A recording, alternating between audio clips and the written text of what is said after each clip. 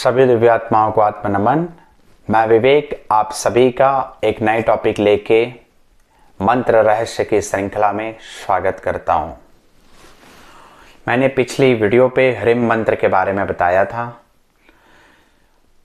ह्रीम मंत्र के क्या है प्रभाव और ह्रीम का उच्चारण कैसे करना चाहिए, ह्रीम करना चाहिए कि ह्रिंग करना चाहिए या और भी कोई तरीका है ह्रीम का उच्चार करने का।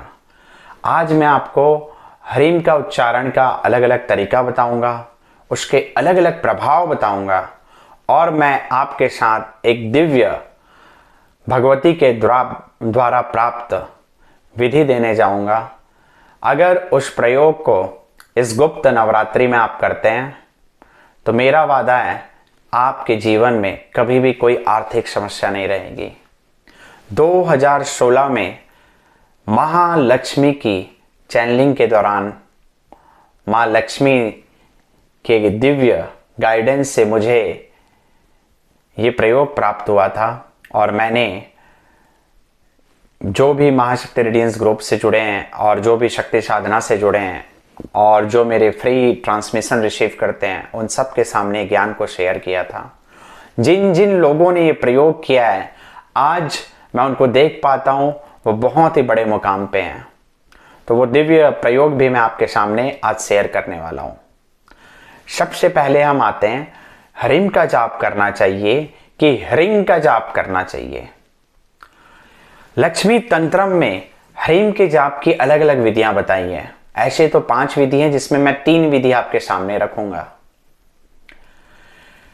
ह्रीम शब्द बना है ह जो कि प्राण और वायु और सूर्य को बताता है, र जो कि अग्नि को बताता है, इकार शक्ति को बताता है और मकार जो अनुस्वार है, बिंदु, वो सर्व आनंद देने वाली भगवती की चित्त शक्ति का अवस्था को बताता है।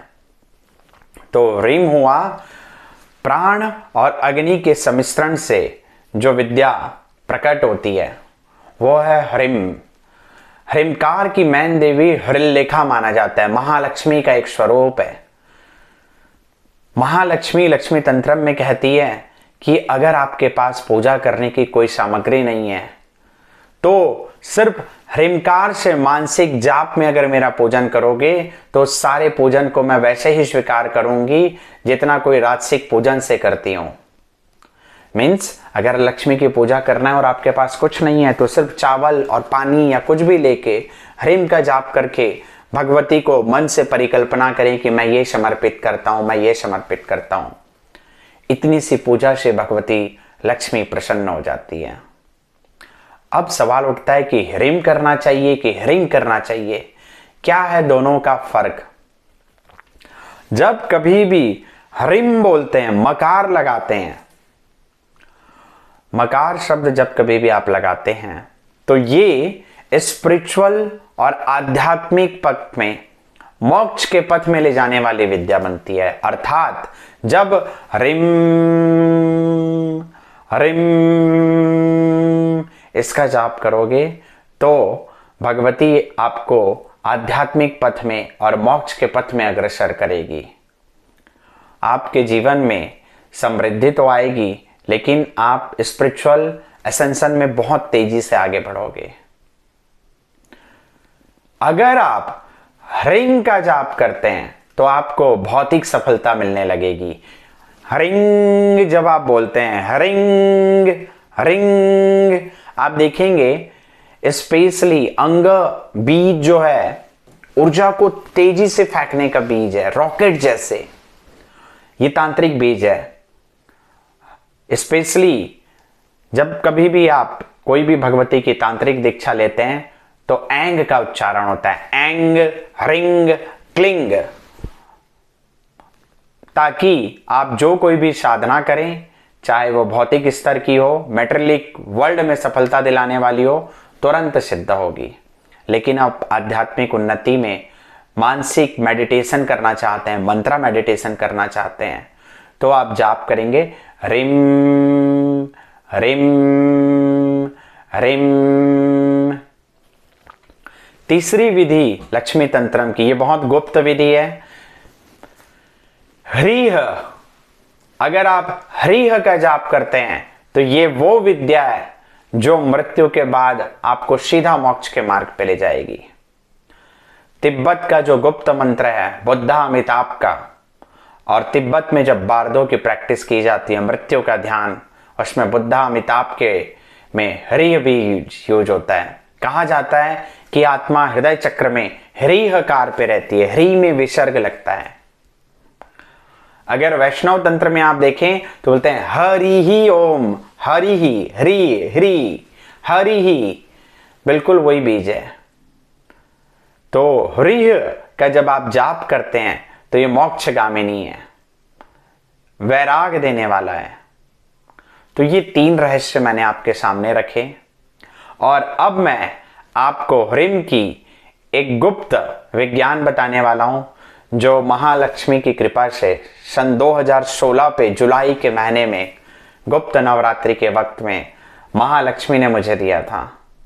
इस प्रयोग को आप कभी भी कर सकते हैं, लेकिन इसको राइट टाइम में स्टार्ट करना है। प्रयोग को स्टार्ट करने के लिए आप गुप्त नवरात्रि या साल की 4 नवरात्रि में अष्टमी की तिथि से ये प्रयोग चालू कर सकते हैं। इस प्रयोग के लिए आपको सिर्फ कुछ नहीं चाहिए, गुल्लक चाहिए। जैसे बचपन में आपने कभी मिट्टी का गुल्लक रखा हो तो बस एक गुल्लक घर पे ले आइए, और अष्टमी के दिन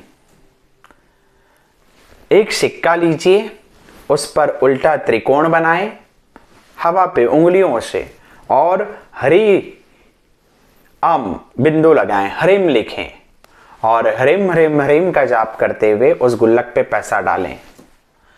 अगले दिन ये करें, 9वीं 10वीं, और डेली ये करना है। 1 साल तक निरंतर करें। जब कहीं अगर आपका बाहर जाना हो तो सिक्के इकट्ठा कर लें, जब घर पहुंचे तो एक एक सिक्के में उल्टा त्रिकोण का हरिम का जाप करते हुए फिर डालें, फिर हरिम का जाप करते हुए डालें। अगर नोट है तो नोट में भी हरिम उल्टा त्रिकोण और हरिम करें, और हरिम का जाप करते हुए डालें।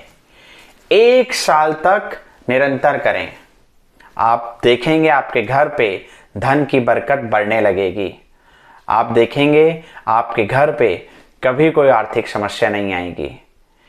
आप आजमाएं, और जो भी फर्क देखा मुझे 6 महीने साल भर में जरूर बताएं। ये प्रयोग जिन जिन लोगों को मैंने दिया है और जिन जिन लोगों ने किया है वो सभी आज एक अलग मुकाम में हैं। तो मैं आप सभी के कल्याण के लिए इस गुप्त नवरात्रि में चाहता हूं अष्टमी से ये प्रयोग आप चालू करें, और जो भी अनुभव है मुझे आप शेयर करें। माँ लक्ष्मी, महालक्ष्मी, हरिल्लेखा रूपी शक्ति आप सभी का कल्याण करें। धन्यवाद।